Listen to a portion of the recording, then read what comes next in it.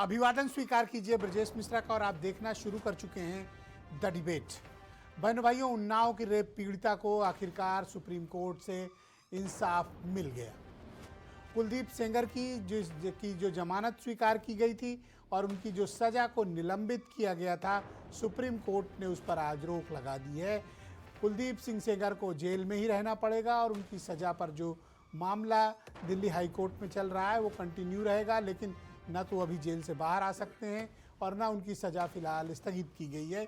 फिलहाल ये रेप पीड़िता को बड़ी रिलीफ मिली है, क्योंकि दिल्ली हाई कोर्ट के फैसले के बाद पूरे देश भर में एक उबाल सा था, जिसमें कोर्ट के इस फैसले की बड़ी कड़ी आलोचना आम जनता, बुद्धिजीवी और कानून के जानकार भी कर रहे थे। तो आज चर्चा इसी विषय की करेंगे। बहनों भाइयों, उन्नाव की रेप पीड़िता का मामले से आप सब बहुत अच्छे से वाकिफ़ होंगे। 2017 में ये मामला किस तरह से मीडिया तक पहुंचा, मीडिया में सुर्खियां बनने के बाद इस मामले को बहुत दिनों तक मीडिया में हाईलाइट होने के बाद तब इसकी जाकर सीबीआई की जांच हुई थी। सीबीआई जांच के बाद ट्रायल कोर्ट ने कुलदीप सिंह सेंगर को, जो तत्कालीन भारतीय जनता पार्टी के एमएलए थे, उनको सज़ा सुनाई। उनको सज़ा मुकर्रर हुई, उम्र कैद की उनको सज़ा हुई। बहनों भाइयों, ये आसान प्रोसेस नहीं था पीड़ित परिवार के लिए। पीड़ित परिवार ने जिस तरह के दुख तकलीफ का सामना किया, उसको सुनकर किसी के भी रोंगटे खड़े हो जाएंगे। आप इस देश के किसी कोने में जाएं और उन्नाव की रेप पीड़िता के मसले पर चर्चा करें, हर कोई इस घटना से वाकिफ़ है और पूरे देश को ये घटना दहला गई थी, क्योंकि एक ताकतवर भारतीय जनता पार्टी के एमएलए जो रूलिंग पार्टी से कनेक्टेड थे, ये उनसे जुड़ा मामला था। और कुलदीप सिंह सेंगर उत्तर प्रदेश के भारतीय जनता पार्टी के तब के बहुत ही चर्चित एमएलए हुआ करते थे।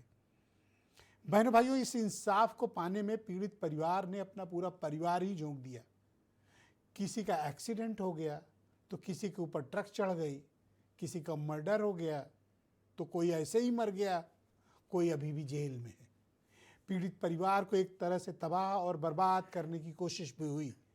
इस मामले में इंसाफ होने से ज़्यादा इंसाफ दिखना चाहिए था, वो मसला ना अख्तियार करके, बल्कि ये किया गया कि पीड़ित परिवार को जितने ज़्यादा जुल्म, ज्यादती और परेशानी का सामना करना पड़ा, पूरे देश ने उसे देखा। पूरे देश ने यह भी देखा कि किस तरह से सत्ता के जोर पर एक आवाज़ को दबाने की पीड़ित की कोशिश हुई। लेकिन सराहना करना चाहिए इस देश की मीडिया की, सामाजिक कार्यकर्ताओं की और इस देश की जनता की, जिन्होंने गलत के खिलाफ हमेशा खड़े रहे। इस मामले में भी दिल्ली हाई कोर्ट ने कुलदीप सिंह सेंगर को जमानत दे दी और उनका सजा भी निलंबित की, सिर्फ एक पॉइंट पकड़ के। दिल्ली हाई कोर्ट के दोनों जज महोदय ने कहा कि कुलदीप सिंह सेंगर विधायक थे, इसलिए उनको लोक सेवक नहीं मानेंगे। ये मतलब पब्लिक सर्वेंट नहीं है। क्यों नहीं है पब्लिक सर्वेंट? क्योंकि दोनों की कैटेगरी में मामला चलने की प्रक्रिया अलग होती है। तो कोर्ट ने इनको, दिल्ली हाई कोर्ट ने इनको लोक सेवक ही नहीं माना। आज सुप्रीम कोर्ट ने उन दोनों जजों की कहा तो कि बड़े विद्वान जज हैं, लेकिन गलती कर गए वो। और शायद यही कारण है कि चीफ जस्टिस ऑफ इंडिया ने इस पूरे मामले पर बिना आरोपियों के बात को शामिल किए हुए उन्होंने ये बात कही कि इस मामले में गलत हुआ है।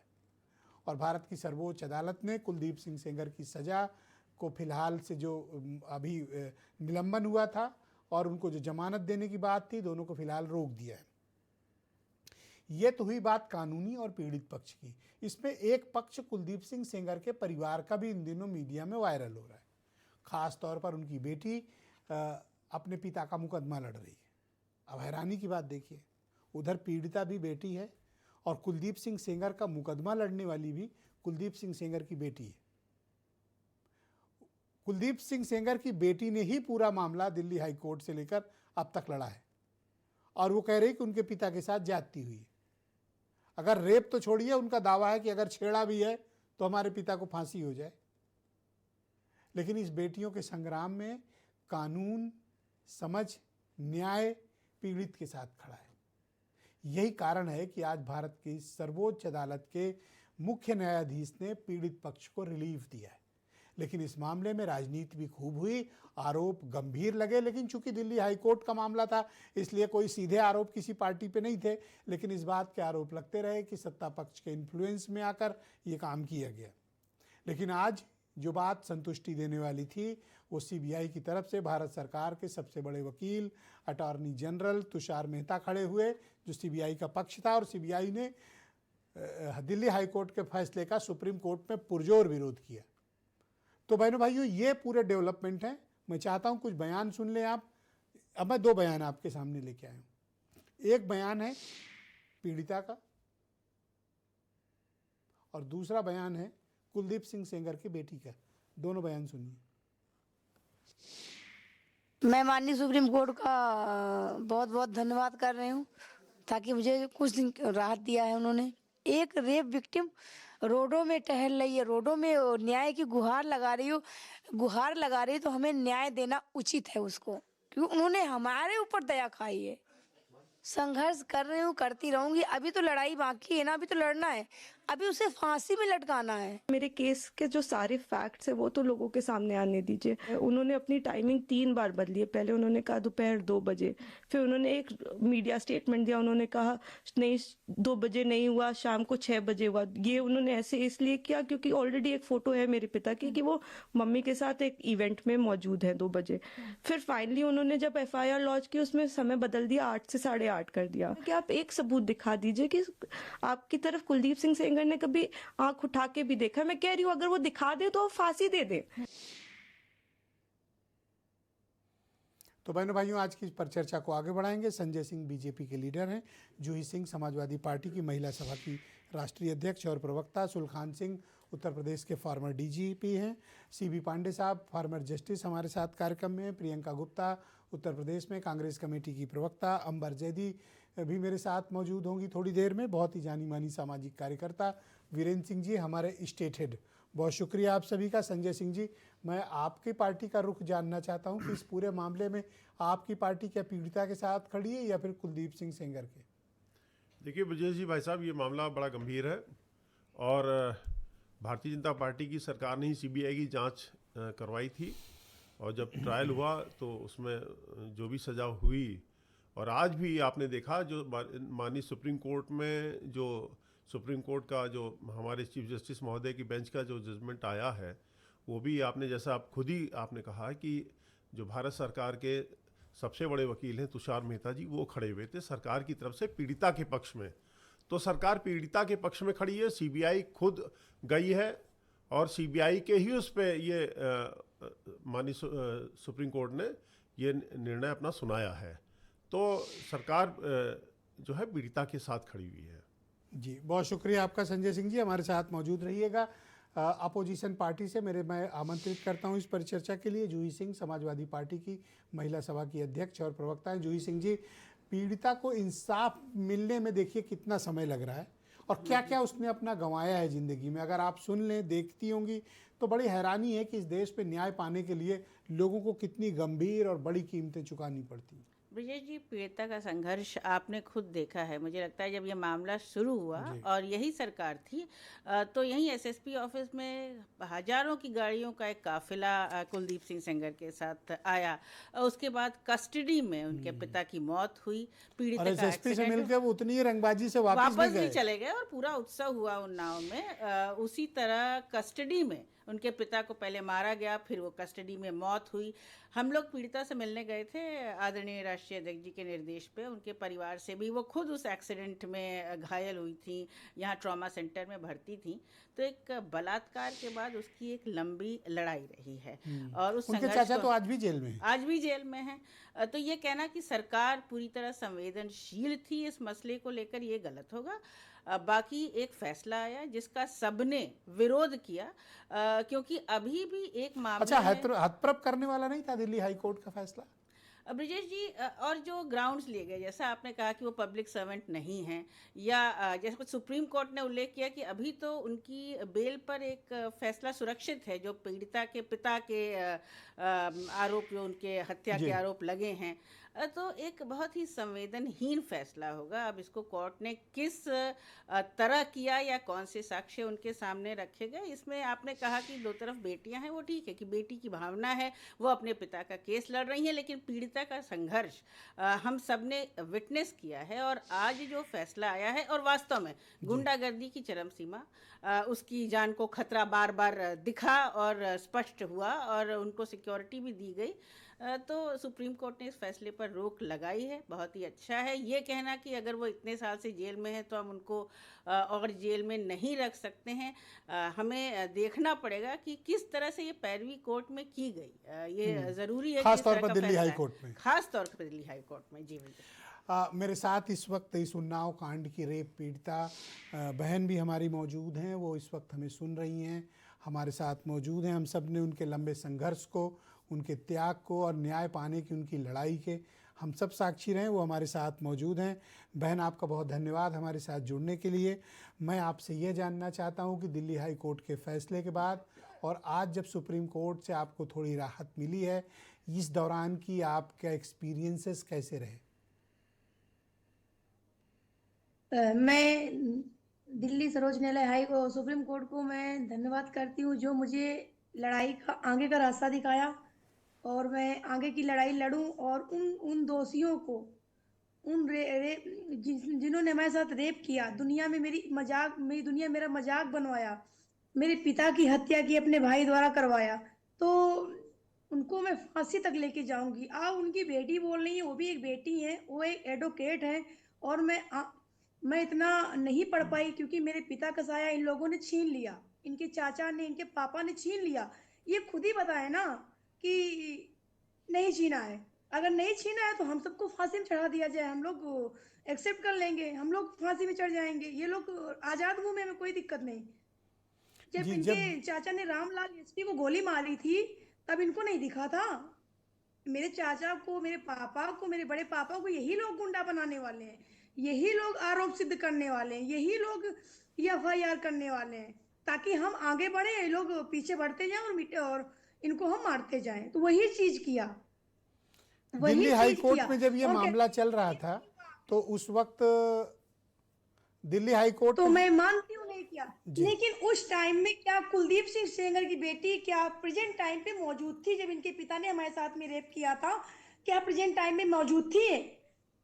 अगर मौजूद है तो मैं मान जाऊंगी, मैं ही फांसी में उल्टा लटक जाऊंगी कानून के सामने, अगर नहीं रेप किया है तो।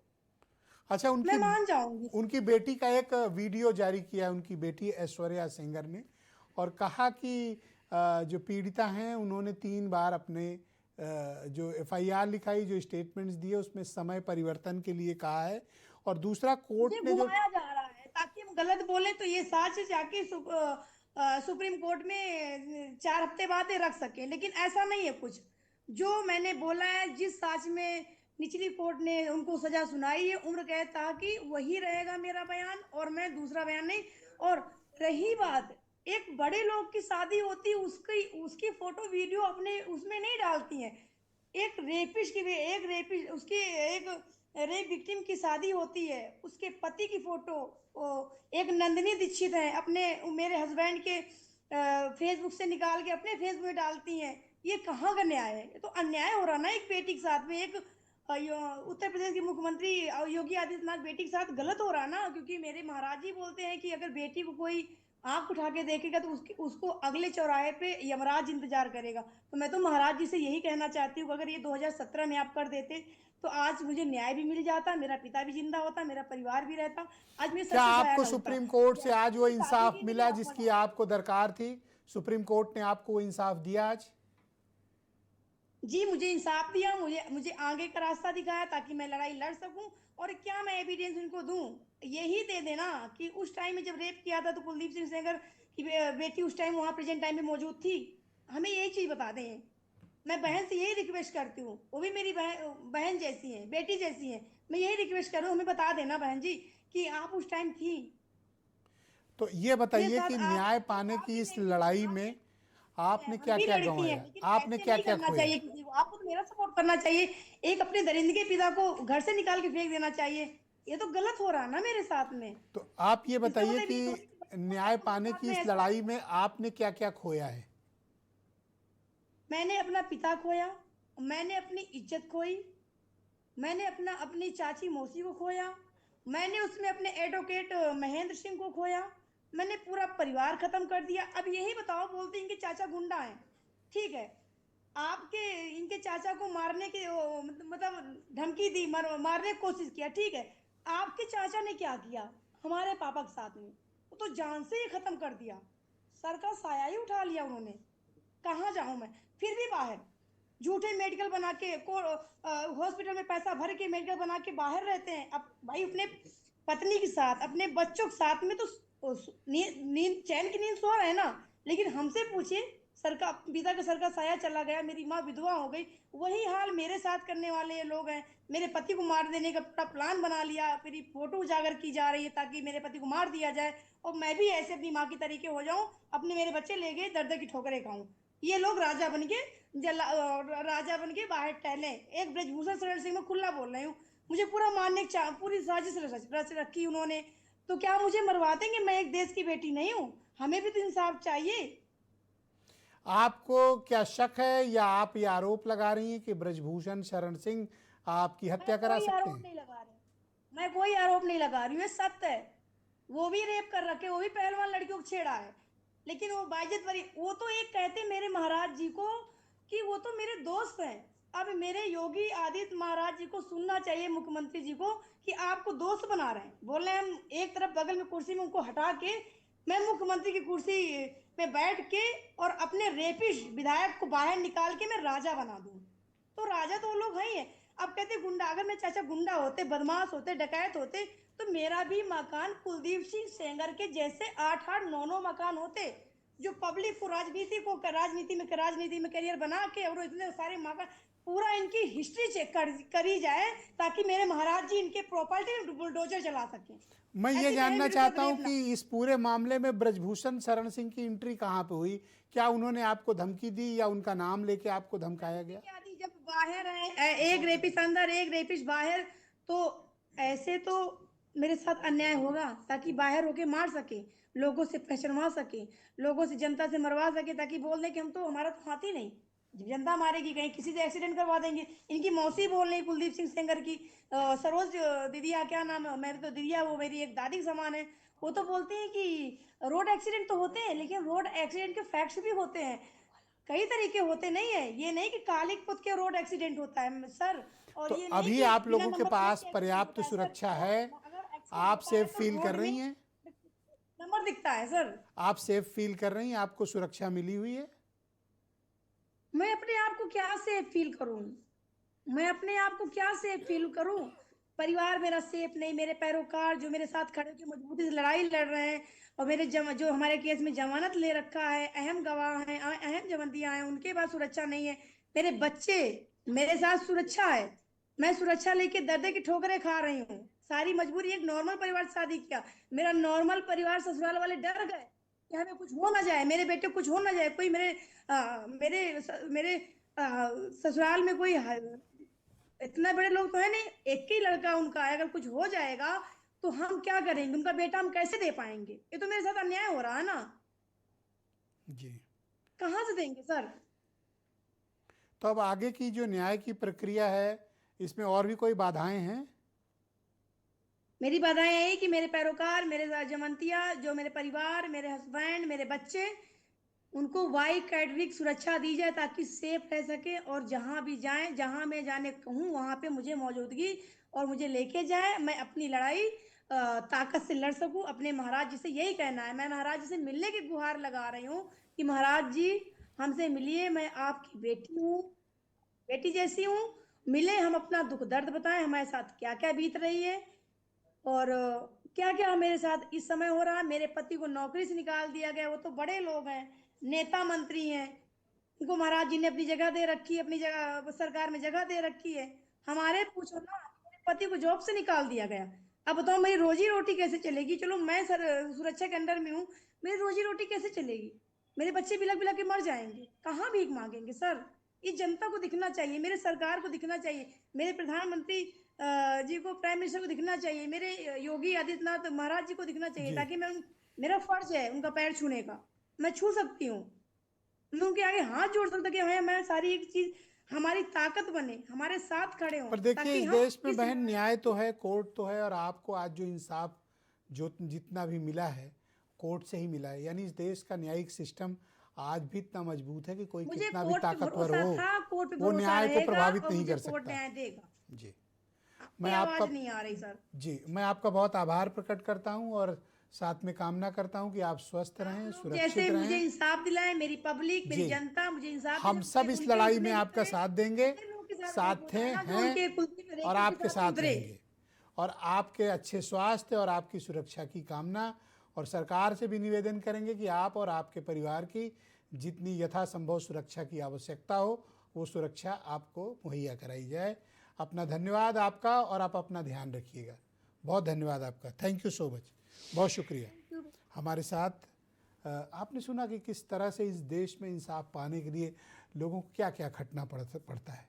मेरे साथ उत्तर प्रदेश के पूर्व पुलिस महानिदेशक सुलखान सिंह साहब मौजूद हैं। सुलखान सिंह साहब, अभी जब बात कर रहा था मैं बहन से, किस पीड़ा से वो गुजरी है, शायद हम आप उसके बारे में सोच भी नहीं सकते। आपने सुना? जी। क्या लगा आपको सुन के? मैं कई बार तो बड़ा इमोशनल मोमेंट था जब अपनी तकलीफ बता रही थी वो। मैं मेरिट पे ऐसे केसेस के जाना उचित नहीं समझता पब्लिक प्लेटफॉर्म्स पे, जी, क्योंकि न तो मैंने कोई जांच की है, न मैंने तफ्तीश में शामिल था, तो इसलिए मैं किसी भी केस के बारे में मेरिट पे कोई अपनी पर राय ये नहीं दे तो सकता। इत्तेफाक नहीं हो सकता कि एक बेटी का रेप भी हो, उसके फादर का मर्डर कर दिया जाए, उसके ऊपर गाड़ी चढ़ा दी जाए, उसका वकील भी एक्सीडेंट में मर जाए, उसके चाचा को भी जेल हो जाए। ये सब इत्तेफाक तो नहीं हो सकता। नहीं, अब ये तो देखिए पुलिस तफ्तीश में देखेगी या कोर्ट देखेगा। मैं गेस करके प्रेजुडिस नहीं करना चाहता किसी पर को। आपको इसमें कुछ अनयूजुअल नहीं लगता? नहीं, मैं ऐसा कोई कमेंट नहीं करूँगा, बिल्कुल नहीं कमेंट कर सकता हूँ। ऑल राइट, शुक्रिया आपका। हमारे साथ कृपया मौजूद रहिएगा, हम इस कार्यक्रम को आगे बढ़ाएंगे। CB पांडे साहब फॉर्मर जस्टिस हैं, पूर्व जज हैं, मेरे साथ इस कार्यक्रम में मौजूद हैं। पांडे जी, आपका शुक्रिया। दिल्ली हाई कोर्ट ने ये क्यों कहा कि कुलदीप सिंह सेंगर लोक सेवक नहीं है, उस कैटेगरी में उनको क्यों नहीं माना, जबकि कुलदीप सिंह सेंगर यानी MLA या MP लोक सेवक पब्लिक सर्वेंट की कैटेगरी में आते हैं? ये लोक सेवक तो न मानना वो एक तकनीकी बात है, और वो बात ये है कि इसमें पॉक्सो एक्ट में ये है कि पब्लिक सर्वेंट का डिफिनेशन वही होगा जो इंडियन पेनल कोड में है। तो इंडियन पेनल कोड में चूँकि MLA को स्पेसिफिकली नहीं लिखा है कि वो पब्लिक सर्वेंट हैं, इसलिए उन्होंने इस टेक्निकल बात को लेके ये कहा कि वो पब्लिक सर्वेंट में नहीं है। लेकिन देखिए, जो महत्वपूर्ण बात है, पब्लिक सर्वेंट होना न होना कोई बड़ी बात नहीं है। अगर मान लीजिए पब्लिक सर्वेंट में नहीं है तो 5C जो पॉक्सो एक्ट का, पॉक्सो के जो 5C है जी, जिसमें कि पब्लिक सर्वेंट होने के लिए ज़रूरी है, तो उसमें सज़ा किया उन्होंने।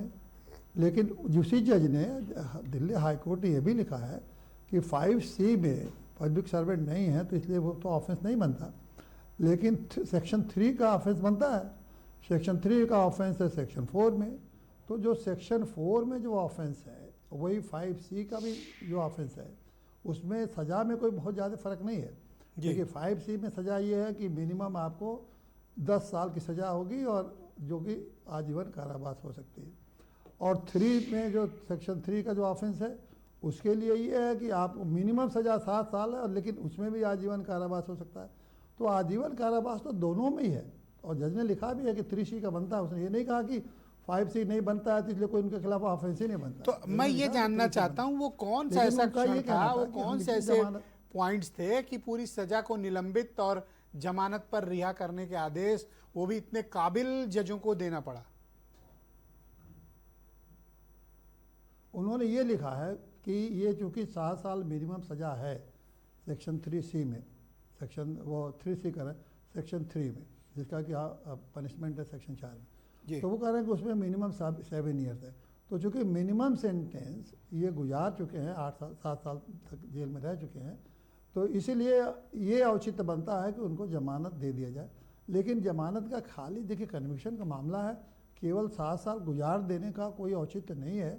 और मैं समझता हूँ सुप्रीम कोर्ट इसको देखेगा कि 7 साल बिता देने के मात्र से वो जमानत के इंटाइटल्ड नहीं हो रहा है। और शायद सुप्रीम कोर्ट में इसी बात पर बहस भी हुआ, तो सुप्रीम कोर्ट ने इस बात को विचार किया कि चूँकि ऑफेंसेज ऐसे हैं, जो बैकग्राउंड आपने अभी इंडिकेट किया कि उनके पिता की हत्या हो गई, वकील की हत्या हो गई, ये जो परिस्थितियाँ बनी, तो इन परिस्थितियों को देखना चाहिए था। केवल ये परिस्थिति कि 7 साल चूँकि गुजार चुके हैं और मिनिमम से 7 साल की सजा, इसलिए इनको जमानत दे दिया जाए। ये इत्तेफाक नहीं हो सकता कि एक बेटी का रेप भी हो, उसके फादर का मर्डर हो जाए, चाचा जेल चले जाएं, एक्सीडेंट में वकील मर जाएं, और भी घर के मेंबरों को मार दिया गया या गायब कर दिया गया या होस्टाइल कर दिया गया या अटैक किए गए या पूरा परिवार बर्बाद कर दिया गया, गांव छोड़कर उनको भागना पड़ा। ये इत्तेफाक नहीं हो सकता सर। बिल्कुल ठीक,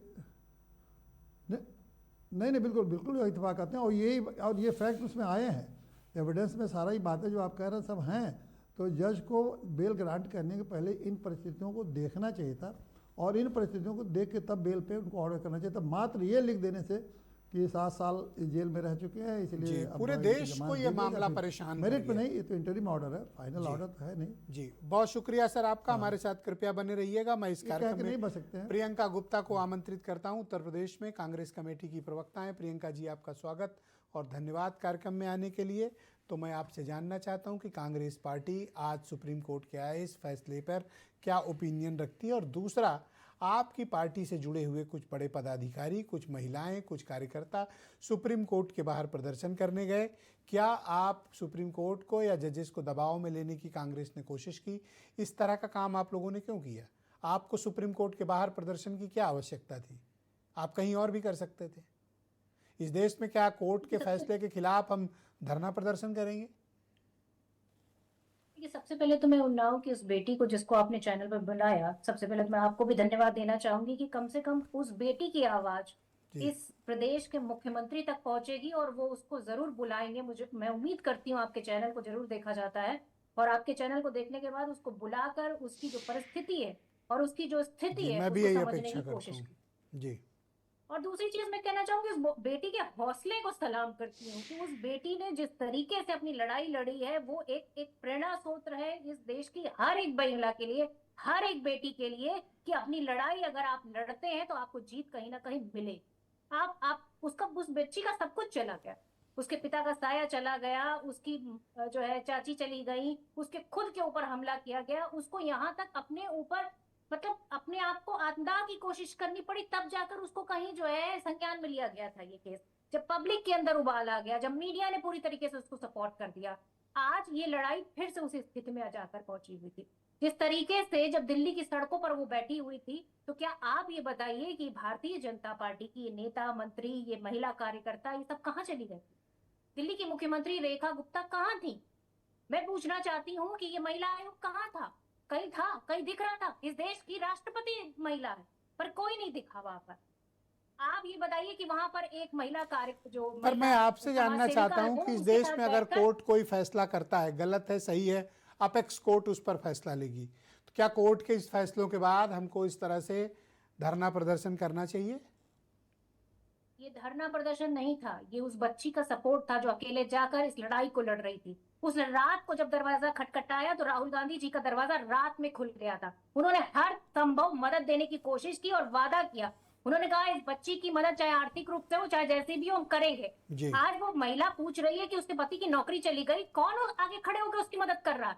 आप निर्भया के केस में बताइए, क्या उसके परिवार की मदद नहीं की गई? मैं मानती हूँ उस बच्ची के साथ अन्याय हुआ, गलत हुआ, लेकिन उसका इलाज करने के लिए उसे सिंगापुर तक भेजा गया। आज जब बंगाल की घटना होती तो सबका खून खौलता है भारतीय जनता पार्टी का, पर जब उत्तर प्रदेश की बेटी को जो है दिल्ली में जब जाती है तो यहाँ पर लोग हंसते हैं, उसका मजाक उड़ाते हैं। तो ये कहाँ पहुंच गया है समाज? क्या रेप में फर्क किया जाएगा? कि अगर जो है गुजरात में रेप होगा, बिल्किस बानो के साथ रेप होगा, तो हमें कोई लेना देना नहीं है। वास्तविकता ये है कि ये समाज पूरी तरीके से उस बेटी के साथ खड़ा हुआ, तब जाकर कहीं न्याय मिला, तब जाके कहीं संज्ञान लिया। वरना आप बताइए कि कहाँ उस बेटी को न्याय मिला था? वो लगातार साल 2 साल अपने न्याय के लिए तरसती रही, उसके पिता की हत्या कर दी गई। तो इन सारी चीजों को देखते हुए आपको लगता है कि इतना आसान है यहाँ पर स्ट्रगल करना? इतना आसान है एक महिला के लिए न्याय मांगना? न्याय इतना मुश्किल क्यों हो गया? इतना टफ क्यों हो गया? आज उसके साथ लोग क्यों नहीं खड़े? आज उसके साथ महिला कहाँ है?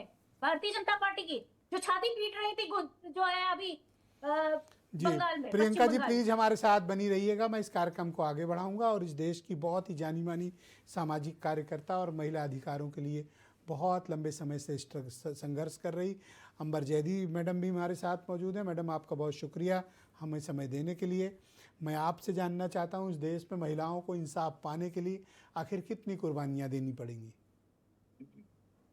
देखिए, सबसे पहली बात ये है ब्रजेश जी, ये आपने बहुत बुनियादी और बहुत महत्वपूर्ण प्रश्न यहाँ पर उठाया। वो ये कि जिस दिन हमारे देश में महिलाओं के उत्पीड़न पर राजनीति बंद हो जाएगी, उस दिन महिलाओं के लिए जो न्याय की जो लड़ाई है या जो प्रोसेस है वो आसान हो जाएगा। क्योंकि हम देखते हैं कि क्योंकि मैं महिलाओं के अधिकार के लिए काम करती हूँ और मेरा किसी पार्टी से कोई संबंध नहीं है। जी। हर किसी का एक इंक्लिनेशन हो सकता है किसी भी पार्टी की तरफ या विचारधारा की तरफ, लेकिन जब हम महिलाओं को लेकर बात करते हैं तो मुझे लगता है कि हमें ये भूल जाना चाहिए कि हम किस पार्टी से ताल्लुक रखते हैं या हमारी विचारधारा क्या है।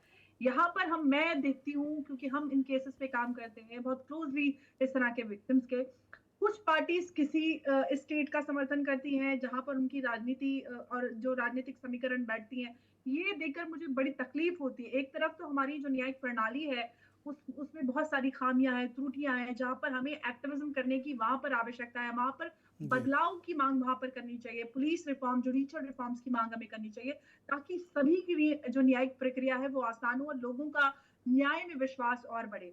आप बहन से बात कर रहे थे, आप ये देखिए उसने कई सारी ऐसे बातें की कि मैंने इज्जत खोई। ये किसी महिला के लिए इस बात को कहना बहुत बड़ी बात होता है और मैं कहना चाहती हूँ अपनी इस बहन से कि आपने इज्जत नहीं खोई, आपने करोड़ों उन महिलाओं के लिए आवाज उठाई और हिम्मत है। आपकी इज्जत, बड़ी इज्जत उन लोगों की खोती है जो इस तरह का कृत्य करते हैं महिलाओं के साथ और बच्चों के साथ। तो हमें सबसे पहले तो अपनी मानसिकता बदलनी है और सबसे अहम चीज है कि राजनीतिकरण बंद करना होगा। प्रियंका गांधी उत्तर प्रदेश के किसी जिले में होता है तो वहां पर पहुंच जाती है, किसी एक प्रदेश में होता है तो नहीं जाती है। आप कांग्रेस, आप बीजेपी पे सवाल उठाएंगे, बीजेपी आप पे सवाल उठाएगा। तो ये आरोप प्रत्यारोप का दौर बंद कीजिए। सही में आप महिलाओं के लिए आवाज उठाना बंद कीजिए, चाहे कुलदीप सेंगर हो या किसी कांग्रेस के हो या किसी और समाजवादी के कोई नेता हो। हमें इस तरह के लोगों को पूरी तरह से राजनीति से अभी देखिए जैसे इमीडिएट हमको अपनी बहन को इस तरह के रिलीफ की जरूरत है कि वो सुरक्षित महसूस करें, न्याय की इस लड़ाई में उनको कोई कमी ना आए, चाहे पैसा या रिसोर्स या एडवोकेट्स या कहीं आने जाने के लिए उतनी सुरक्षा और आज़ादी, और उनके जीवन यापन के लिए उनके पास सरकारों को या समाज को मिलकर कुछ करना चाहिए ताकि वो एक सम्मानजनक जिंदगी गुजार सके। बिल्कुल बिल्कुल, देखिए हमें विक्टिम्स को लेकर जो एक रेप पीड़ित होता है या रेप सर्वाइवर कहना चाहिए, उसकी तरफ हमें मानसिकता को बदलने की जरूरत है। वो बहन के मुंह से भी निकला और वो हमारे समाज की सच्चाई है। जब किसी के साथ इस तरह का हादसा होता है तो हमारे समाज के लोगों की उस विक्टिम की तरफ ही मानसिकता इस तरह की हो जाती है कि अरे इसके साथ तो ये हुआ है, ये तो ऐसी है, ये तो वैसी है। जबकि हमें उस पुरुष को घृणा से देखना चाहिए जो इस तरह का कृत्य करता है। हमें उस पुरुष का, उस परिवार का बहिष्कार करना चाहिए जो ऐसे लोगों के साथ आके खड़े होते हैं। हमें विक्टिम्स के साथ खड़ा होना, ये हमारी संस्कृति है और यही न्याय कहता है कि आप उसके साथ खड़े हों जिसके साथ अन्याय हुआ है।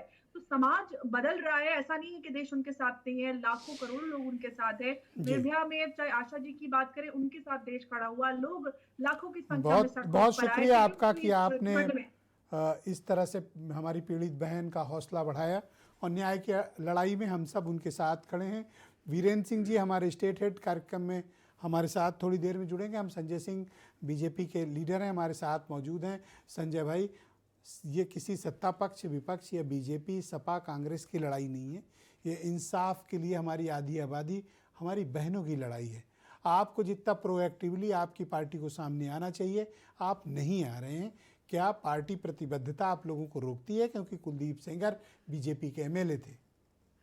नहीं ब्रजेश जी, बिल्कुल नहीं। देखिए जो भी क्योंकि देखिए पहली बात तो क्योंकि मामला कोर्ट के अंदर है, बहुत मैं नहीं बोल सकता हूँ इन सब चीज़ों के ऊपर। लेकिन अगर जो ट्रायल की बात है तो हमारी भारतीय जनता पार्टी की सरकार ने सीबीआई की जांच बैठाई और उसके आगे जो चल रहा है सब पूरा देश देख रहा है। मैं क्योंकि प्रियंका गुप्ता जी ने कुछ बातें कही हैं, अब क्योंकि पॉलिटिकल इन्वॉल्वमेंट हो गया है तो मैं कुछ सवाल प्रियंका जी के सामने भी रखना चाहता हूँ। रेप पर राजनीति नहीं करनी चाहिए प्रियंका जी, आप बहुत बड़ी पार्टी के नेता हैं, लेकिन आप ये मुझे जवाब दीजिए, क्योंकि जब आपने इस बात पे बात सुनिए मैडम मैं दूंगा समय, कृपया रुक जाए। आज ये बहुत जो एक इंसाफ हिंदू की बच्चियों लड़ाई है, के सब साथ- अपनी बारी में अपना पक्ष में। मैं आप 20 सेकंड में अपनी- लार्जर एस्पेक्ट में ले जा रहा हूँ आपको। ये हिंदू बेटियों के साथ जो जिहाद हो रहा है, उनके साथ बलात्कार, Thank you, sir. हत्या हो रही है, आप कहाँ उस चले पे गए? आप क्या बोलेंगे? इसका आपकी जवाब दीजिए। दिलचस्पी तो सिर्फ आप हिंदू उस पे जवाब मुसलमान। दीजिए जो क्या हिंदू हो गया बेटियों के आपको? साथ बलात्कार हो रहा है, लव जिहाद हो रहा है, हत्या हो रही है, उस पे बोलिए जरा। उस पे कब प्रदर्शन पता करेंगे चल आप? गया। कन्हैया लाल की हत्या कर दी गई, उनके you. बच्चों के बारे में आप वीरेंद्र कभी सिंह जी बोलेंगे? हमारे स्टेट कन्हैया लाल लेडीज के हत्यारे कार्यक्रम में बाहर जुड़ है, चुके आप हैं। कभी सड़क पे अरे उतरेंगी? बेटी बचाओ आप मुझे जवाब दीजिए इस सर, बात thank का। you. बेटी किसकी बचानी है, आप किससे दोनों बचानी कैसे है शांत हो बेटियां? जाए? दोहरा चरित्र नहीं चलेगा, दोहरा मापदंड नहीं चलेगा। उस बेटी के साथ खड़ी है, अच्छी है, लेकिन राजनीति मत करिए। ये कोर्ट का मामला है, आप Thank you. कोर्ट धन्यवाद। के ऊपर उंगली उठा रही है। धन्यवाद, बहुत शुक्रिया। आप कोर्ट के ऊपर उंगली ओके। उठा रही है। वीरेंद्र जी, मैं आपसे न्यायपालिका में जानना विश्वास नहीं चाहता है आप लोगों हूँ, को। वीरेंद्र जी, मैं आपसे जानना चाहता हूँ कि इस पूरे मामले पर आज सुप्रीम कोर्ट ने दिल्ली हाई कोर्ट के फैसले पर रोक लगा दी, स्टे लगा दिया है, और न तो वो बाहर आ सकते हैं जेल के, और पूरा मामले में जो सज़ा निलंबित थी फिलहाल इस पर भी स्टे हो गया है। इस पूरे मामले में किस तरह की राजनीति हुई और क्या पीड़िता को इंसाफ मिल रहा है? देखिए, कुलदीप सिंह सेंगर का केस जिस समय आया था 2017 में, एक बहुत बड़ा राजनीतिक बवाल बवंडर पैदा हुआ था, और उसी समय उत्तर प्रदेश में ये मामला कहा जाए तो चुनावी मुद्दा भी बना। और आज सुप्रीम कोर्ट ने कुलदीप सेंगर की जो सज़ा निलंबित हुई थी उस पर रोक लगाकर बहुत तरह के आंदोलन जो इस देश में चल रहे थे, जो लोग इंसाफ की बात करते हैं, वो अदालत के फैसले का आने वाले वक्त में और इंतज़ार करें। बहुत सारे पहलू हैं, उनकी समीक्षा होगी। लेकिन सामूहिक बलात्कार के मामले में कुलदीप सेंगर 120B के मुलजिम बनाए गए थे। वो इसमें शामिल हैं कि नहीं, ये अदालत तय करेगी। लेकिन उन पर, उनके भाई पर, 3 पुलिसकर्मियों पर रेप का मुकदमा कायम हुआ था। वो पिछले 8 साल से जेल में हैं। कहते हैं कि रेप किया कि नहीं किया ये अलग बात है, लेकिन पाप का घड़ा भर गया। कई बार ड्राइवर, नौकर, भाई, समर्थकों द्वारा किए गए अपराध का खामियाजा राजनीतिक लोगों को भुगतना पड़ता है। और कुलदीप सेंगर का मामला भी उसी तरह का एक उदाहरण हो सकता है, जैसा कि हाई कोर्ट ने अपनी बात में कही थी। लेकिन जिस लड़की के ऊपर रेप की बात आई, उसके जीवन में बहुत परेशानियां आई। कोई भी परिवार हो टूट जाएगा, खत्म हो जाएगा। पिता की मौत हो गई, लड़की और वकील के ऊपर गाड़ी चढ़ गई, और उसमें भी 2 लोग मारे गए 2019 में। कानपुर रोजगार दिलाने के बहाने ले जाया जा रहा था ड्राइवर द्वारा, जहां बलात्कार किया गया। 60,000 रुपए में बेचने की भी बात आई थी उस समय। और जब वो इस बात की शिकायत लेकर विधायक के पास गई थी तो वहां भी उसके साथ अभद्रता हुई। कुलदीप सेंगर उम्र कैद की सजा काट रहे हैं। अभी आगे क्या होगा ये अदालत फैसला करेगी। लेकिन इस पूरे मामले को आप देखेंगे तो आप खुद हैरत में पड़ जाएंगे कि इसमें सही कौन है, गलत कौन है। कुलदीप सेंगर के भाइयों ने जो दबंगई और गुंडागर्दी मचा रखी थी, उसका परिणाम है कि पीड़िता के साथ रेप करने की लोगों की हिम्मत हुई। और आज तो खैर उसका परिवार पूरा जा चुका है। अदालत का काम है विजय जी इंसाफ देना, जहां जमानत देना न देना। बहुत सारे लोगों पर इस देश में रेप के आरोप लगे हैं जी। आसाराम, राम रहीम, तमाम सारे ऐसे लोग हैं। लेकिन दुनिया में एक बात हमेशा सच रही है कि जो परोपकार करोगे वो पुण्य है, और जो लोगों को पीड़ा पहुंचाओगे वो पाप है। तो ये हर आदमी को पता है, वो तय करे कि असली चीज क्या है। एक आदमी जमीन खोदता है, लोगों के लिए गड्ढा खोदता है जी। वो नीचे जाता है। एक आदमी ईंट रख के मकान बनाता है, वो ऊपर जाता है। ये कर्म और सोच की तरीके हैं कि आपको किधर जाना है। जी, कंक्लूड करें वीरेंद्र फिलहाल जी। जी। मैं सिर्फ 2 लाइन कहूँगा, आज ज़्यादा कुछ नहीं कहूँगा। इस लोकतंत्र में जिनको आस्था है, जिन्होंने आंदोलन किया, वो सुप्रीम कोर्ट गए, वो सुप्रीम कोर्ट तय करेगा कि परिणाम क्या होना चाहिए। लेकिन ये ज़रूर कहूँगा, एक शायर ने लिखा है कि यहाँ एक बच्चे के खून से जो लिखा हुआ है उसे पढ़ें कि तेरा कीर्तन अभी पाप है, तेरा सजदा अभी हराम है। जब तक रिजल्ट नहीं आ जाता जी, कुछ कहा नहीं जा सकता। बहुत शुक्रिया आपका वीरेंद्र जी, बहुत धन्यवाद हमारे साथ जुड़ने के लिए, ग्राउंड जीरो से अपने फीडबैक ओपिनियंस हम तक पहुंचाने के लिए। मेरे साथ समाजवादी पार्टी की महिला सभा की अध्यक्ष और प्रवक्ता जूही सिंह मौजूद हैं। जूही सिंह जी, आप मुझे बताइए कि इस पूरी प्रक्रिया के दौरान पीड़िता जिस तरह की परेशानी, तकलीफ़, अन्याय, जुल्म, अत्याचार के दौर से गुजरी, आपने सुना, आज अभी भी वो खुद को सुरक्षित महसूस नहीं कर रही, बल्कि एक बात आगे बढ़ के उन्होंने कहा कि अब तो ब्रजभूषण शरण सिंह से खतरा है। ब्रजेश जी, It's a पीड़िता shocking- आर्थिक रूप से संपन्न नहीं है, उसकी समय समय पर हम लोगों ने भी मदद की है। तो भारतीय आप जनता लोग तो पार्टी गए थे उनके यहाँ ना? जी, हम लोग गए थे और ट्रॉमा सेंटर भी गए थे। तो भारतीय जनता पार्टी के जिम्मेदार प्रवक्ता यहाँ हैं। मैं चाहती हूँ और इनसे निवेदन करती हूँ कि ब्रजभूषण शरण सिंह के ऊपर जो टिप्पणी कर रहे हैं, और आज तो सांसद कैसरगंज ने भी उस टिप्पणी का सपोर्ट किया है, तो क्या अगर भारतीय जनता पार्टी सचमुच पीड़िता के साथ खड़ी है तो उनकी इन टिप्पणियों पर रोक लगाएगी? क्या गृह मंत्री या हमारे मुख्यमंत्री, क्योंकि ये तो बात सही है कि पीड़िता का डर बढ़ गया है, उत्तर प्रदेश वो कैसे आएगी जब खुले तौर पे लोग ये कह रहे हैं कि नहीं, आपके जो आरोपित हैं उनके साथ साजिश हुई है। मानती हूँ मैं कि अदालत फैसला देगी तो अदालत को बोलने देना। अदालत, सुप्रीम कोर्ट अगर कोई टिप्पणी कर रही है और नोटिस इशू की है, तो क्या ब्रजभूषण शरण सिंह ने कोई वकालत की खास डिग्री हासिल की है? उनके पास कोई इन्वेस्टिगेटिव एजेंसी है? या सांसद वो खुद ही जज बन गए या हैं, वो खुद जज ब्रजभूषण खुद जज बन गए हैं, या वो ऐसी कुर्सी पर पहुंच गए हैं कि वो किसी भी मामले पर कोई भी टिप्पणी कर सकते हैं? तो थोड़ा राजनीति जब में है अहंकार सवार होता है सिर पे मैडम, तो लोग ऐसे ही हो जाते ये हैं। जिनके अधिकार पास नहीं, अहंकार है दौलत और ब्रजेश जी। ताकत का अहंकार होता है, वो ब्रजभूषण जैसी भाषा ही बोलते हैं। अब ब्रजेश जी बहुत बड़े बड़े नेता इस अहंकार में जमीन पर आ गए, तो मैं उनसे भी यही निवेदन करूंगी कि आज आप अपने आप को सबसे ऊपर समझ रहे हैं, लेकिन जो इस मामले में आपने कहा है उसकी जरूरत क्या थी? क्या आपको अदालत पर विश्वास नहीं है तो मुख्यमंत्री उनसे बात करें। मुझे लगता है कि उनसे नहीं तो जैसा उन्होंने कहा सांसद कैसरगंज से जरूर थैंक होती यू होगी। मैडम, बहुत शुक्रिया आपका। मैं सुलखान सिंह साहब, उत्तर प्रदेश के पूर्व डीजीपी हैं, मेरे साथ मौजूद हैं। सुलखान सिंह साहब, जिस तरह से पीड़िता ने अपनी बात बताई, उनकी सुरक्षा को खतरा है, वो सेफ महसूस नहीं कर रही। उनको तो सुरक्षा है, लेकिन उनके पति, उनके बाकी परिवार की सुरक्षा को बड़ा गंभीर खतरा है। क्या आप, ऐसा प्रतीत होता है कि इंसाफ के लिए पीड़िता को और उसके परिवार को, सबको उचित सुरक्षा मिलनी चाहिए? जी ब्रजेश जी, इसमें पुलिस को चाहिए कि पूरी समीक्षा करें सुरक्षा की, और जिनको भी इस प्रकरण में कोई सिक्योरिटी का रिस्क दिखाई पड़ता है, उनको सभी को जो है पर्याप्त सुरक्षा मुहैया कराई जानी चाहिए। ये सरकार की और पुलिस विभाग की जिम्मेदारी है।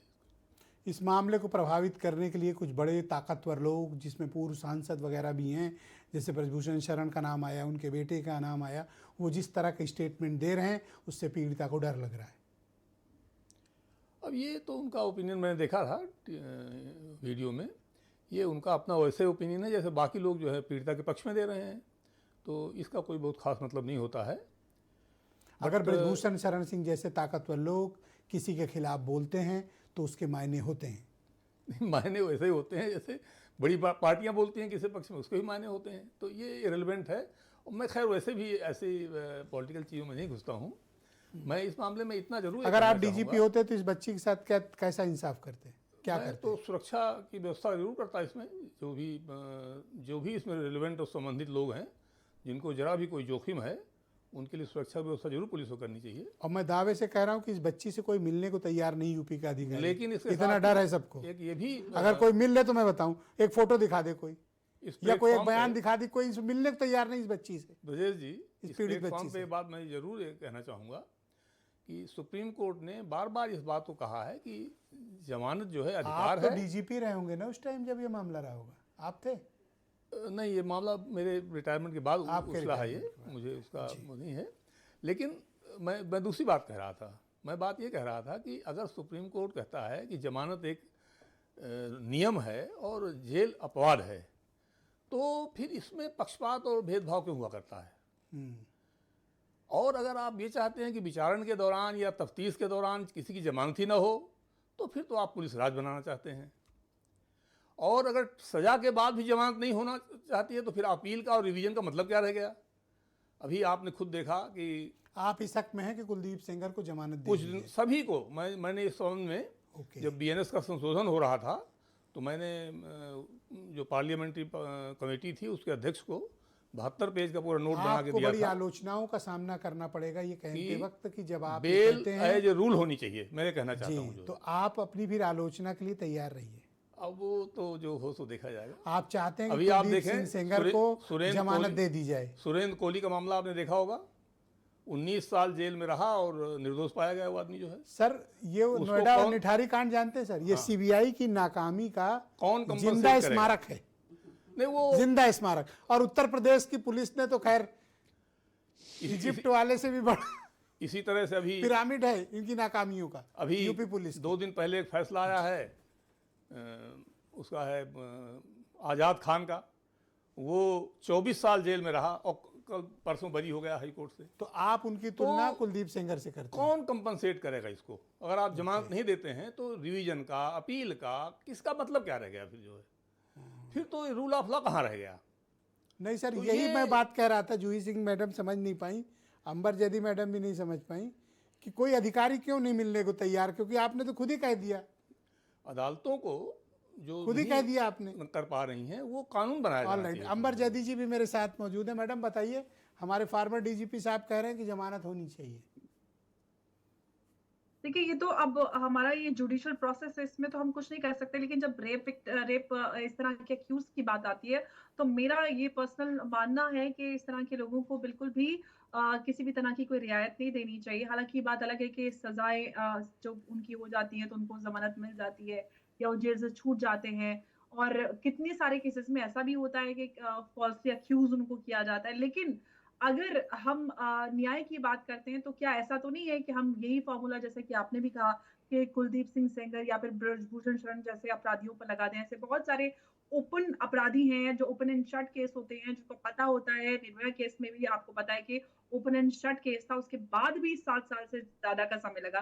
तो ये इसका मतलब ये नहीं है कि आप सारे जो रेपिस्ट हैं उनको छोड़ देंगे और कहेंगे कि भाई उनको जमानत दे दीजिए। इससे तो जो रेपिस्ट हैं उनका मोराल बढ़ेगा। और हमने देखा है कि अभी लेटली बहुत सारे केसेस ऐसे हुए कि उनको जमानत मिली और वो बाहर आए और फिर से उन्होंने रेप कर दिया। तो हम इस तरह का रिस्क समाज में नहीं ले सकते हैं। ऐसे लोगों के लिए कुछ सख्त कई नियम ऐसे और दृष्टांत कानून भी बनाने अंबर होंगे मैडम ताकि- मेरे पास मौजूद है जहां मर्डर तक कर दिया जेल से छूटने के बाद। अभी बिल्कुल, 2 दिन पहले की बहुत ही सारी बात चीजें होती है। पढ़ा होगा आप लोगों ने और कभी। दूसरों को निशाना जेल से बनाते निकल के अगले ने मर्डर कर दिया। बिल्कुल मर्डर भी करते हैं और लोगों और भी महिलाओं के बच्चों के रेप करते हैं। बहुत सारी चीजें जी, होती हैं। प्रियंका तो गुप्ता ये जी तो भी मेरे serial साथ offender मौजूद हैं, होते कांग्रेस कमेटी की प्रवक्ता हैं। प्रियंका जी, जैसे अभी हमारे फार्मर डीजीपी साहब भी कह रहे थे कि जमानत का तो प्रावधान है, मिलना चाहिए, फिर आप लोग क्यों दबाव बनाने की कोशिश कर रहे थे? कि जैदी साहब से तो मैं एक ही चीज कहूंगी कि वो गारंटी ले ले कि वो जेल से छूटने के बाद अगर उस बच्ची नहीं, का मर्डर जैदी होता मैडम ने है नहीं या कहा, बच्ची के साथ सुल्खान कुछ सिंह होता साहब ने है, कहा हैं कि कांग्रेस हाँ, का sorry, दिमाग के sorry, साथ अब sorry, कान भी sorry. हो गया है। जी बोलिए प्रियंका जी, सुल्तान बोलिए। सिंह साहब से मैं कहना चाहती हूँ कि भाई वो गारंटी ले लें कि ये जेल से निकलने के बाद ये जो है किसी तरीके के कोई भी कोशिश नहीं करेगा उस बच्ची को मारने की या उसको प्रताड़ित करने की या अपने साक्ष्य मिटाने की। ये गारंटी ले सकते हैं क्या? नहीं ले सकते। तो जब ये गारंटी नहीं ले सकते तो यहाँ बैठ के जज बनने की क्या जरूरत है?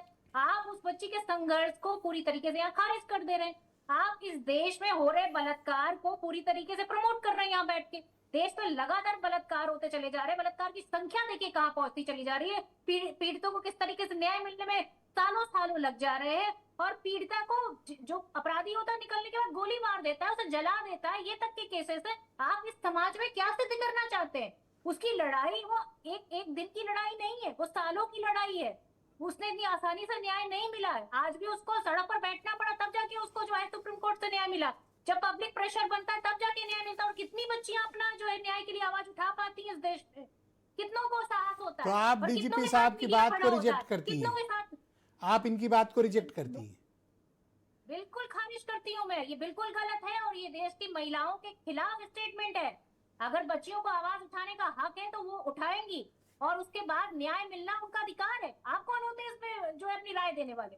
दूसरी चीज मैं कहना चाहूंगी आपके चैनल तो के ये बात तो माध्यम से ये भी इस- आपसे इस पूछ प्रदेश सकते हैं कि के आप कौन मुख्यमंत्री- होती हैं राय देने वाली? अरे भाई मैं एक महिला हूँ और एक महिला के सपोर्ट में खड़ी हुई हूँ और इस देश में रेप के खिलाफ खड़ी हुई हूँ। जी। मैं इस देश में हो रहे अन्याय में, एक महिला के ऊपर हो रहे अन्याय के साथ खड़ी हूँ बिल्कुल और मैं क्यों नहीं बिल्कुल खड़ी अन्याय के खिलाफ हमेशा बोलना चाहिए मैडम। मैं अन्याय के खिलाफ हर पैरवी में साथ हूँ। मैं मेरे साथ सीबी पांडे साहब मौजूद हैं। पांडे जी, मुख्यमंत्री जी से जमानत रिक्वेस्ट की करूंगी कि या आप बच्ची को कानून बुलाइए की और धाराओं मिलिए का, बीएनएस की जिन धाराओं का हवाले से सुलखान सिंह साहब ने कहा कि कुलदीप सिंह सेंगर जमानत के पात्र हैं, उन्हें जमानत मिलनी चाहिए, क्या इनके कानूनी तर्कों से सहमत हुआ जा सकता है अथवा नहीं? नहीं, सुलखान सिंह साहब ने एक कानूनी बात कही और बिल्कुल ठीक बात कही कि जमानत का प्रावधान है और सज़ा को, सेंटेंस को सस्पेंड करने का भी प्रोविज़न है। तो ये अगर प्रोविज़न है तो जजेज को उस पर ध्यान देते हैं, बेल होती है। जजेज गलत हैं तो उसके खिलाफ सुप्रीम कोर्ट में जाते हैं और इसी मामले में देखिए उन्हें जमानत दी, सुप्रीम कोर्ट गए, सुप्रीम कोर्ट स्टे कर दिया। तो ये तो सबकी प्रक्रिया है। 302 में भी जमानतें होती है। तो ये तो आप जब प्राविधान है तो हीनियस सीनियस ऑफेंस में भी उसी को देखना है, उसके खिलाफ अपील होनी है। तो एक प्रक्रिया की बात है, लेकिन हर प्रक्रिया का अलग अलग मेरिट है। इस केस में वो परिस्थितियाँ अगर मान लीजिए अगर शायद कोर्ट के सामने ज़्यादा अच्छे ढंग से प्रस्तुत किया गया होता कि साहब इनके साथ इन्होंने उनके बाद में मर्डर करवाए, इनके और वकील का मर्डर हुआ और ये हुआ, ये शायद बात होती तो शायद ये हाईकोर्ट भी उनको बेल न देती। लेकिन हाईकोर्ट ने सोचा होगा तो क्योंकि 7 साल बीत गया इसलिए दे दिया। जी, तो ये सारी बातें जो लीगल बातें हैं उस पर हम लोग अपनी राय नहीं दे सकते हैं कि जमानत होनी चाहिए कि नहीं। शुक्रिया सर, शुक्रिया। प्राविधान है और प्राविधान रहेगा और रहना अच्छा भी है क्योंकि किसी के लिए भी कुछ हो सकता है। जी जी। सुलखान सिंह साहब, आपके ऊपर ये आरोप है कि आपके इस बयान से जो आपने इस डिबेट में दिया, महिलाओं की अस्मिता और न्याय के लिए उनके निरंतर लड़ाई को धक्का पहुंचा है। कि चाहे महिलाओं का मामला हो या पुरुषों का मामला हो या किसी का भी मामला हो, न्याय भावनाओं के आधार पर नहीं होता है और अदालतें भी भावनाओं पर नहीं जाती हैं। इसलिए थोड़ी देर पहले जब आपने मुझसे पूछा था तो मैंने उससे कोई भी कमेंट नहीं किया। मैं खाली आपको लीगल बात मैंने बताई है और उसका बेसिस यही है कि अगर आप जमानत किसी की खारिज कराना चाहते हैं तो सरकार को, प्रोसिक्यूशन को ये बताना होगा कि उसके आधार क्या हैं, क्योंकि मैं अपवाद आपको ये याद खारिज दिलाना होती चाहता हूं कि जब आप डीजीपी थे, इस महिला ने 2017 में जून में आरोप लगाए थे और आप दिसंबर में रिटायर हुए। आपके कार्यकाल के दौरान की ये घटना, इसलिए आप बचाव कर रहे हैं। नहीं, मेरे सामने ये मामला कभी नहीं आया। जून में ये मामला आया था? नहीं आया मेरे सामने, बिल्कुल नहीं आया, ना अखबारों में। आप दिसंबर में रिटायर हुए? हाँ जी, दिसंबर में रिटायर हुआ हूँ मैं। और ये मामला आपके कार्यकाल के दौरान का है? जी नहीं, ये उसके बाद अखबारों में आया, उसके बाद ही सब पूरा इसमें हुआ है। मेरे ख्याल से पैनल में सबको क्लियर हो गया होगा। हाँ, ये अगर आप अखबार भी देखेंगे जी तो सब बात के हैं जो है। बहुत शुक्रिया। मैं आप सबका बहुत आभार प्रकट करता हूं कि इस डिबेट में आप सब ने अपने अपने बिंदु, कानूनी तर्क, डिपार्टमेंटल तर्क, राजनीतिक सभी मसलों पर हमने पीड़ित बहन से भी विस्तृत बातचीत की। बहन भाइयों, आप सबका भी बहुत शुक्रिया इस कार्यक्रम को निष्पक्षता के साथ सभी पहलुओं पर समझने और देखने के लिए। एक छोटा सा ब्रेक के उस पार आपको प्रियव्रत दीक्षित मिलेंगे। इन दिनों बरेली के एक मौलाना मीडिया में हाईलाइट होने के लिए किस्म किस्म के बयान जारी कर रहे हैं। उन मौलाना की पोल पट्टी हम थोड़ी देर में खोलने वाले हैं। कौन है ये मौलाना? तौकीर जेल में है, लेकिन एक दूसरे मौलाना इन दिनों आसमान पर चढ़ने की कोशिश कर रहे हैं। पूरी तरह बेनकाब होंगे एक छोटे से ब्रेक के बाद।